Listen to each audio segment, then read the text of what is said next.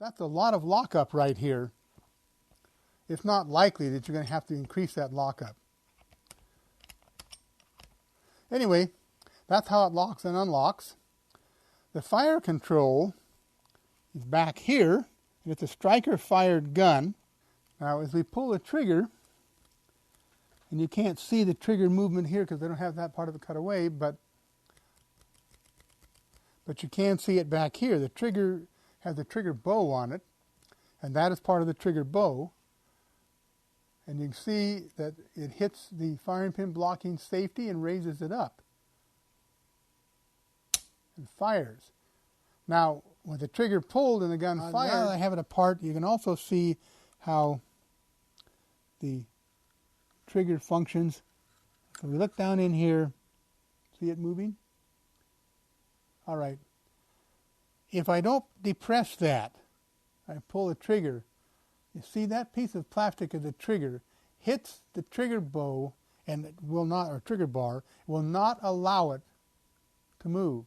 Yet, if I pull the trigger normally, it moves out of the way and we can move it. You see that?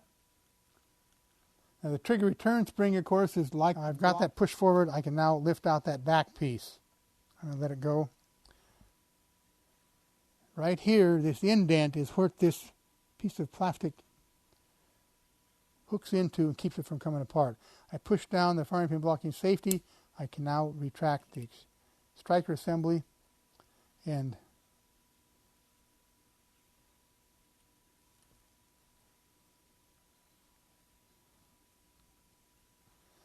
that's how it locks it in place.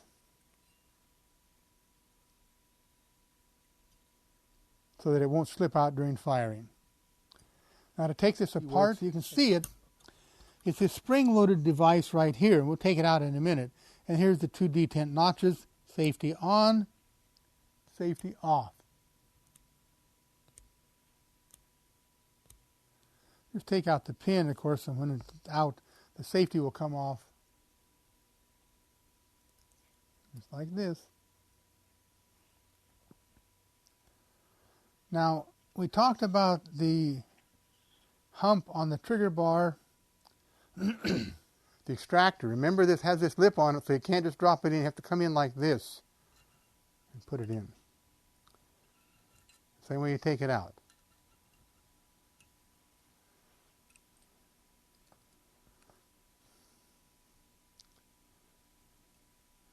And I can look through the hole and kind of line up the hole in the slide with the hole in the extractor. Take my little hammer and I got it started.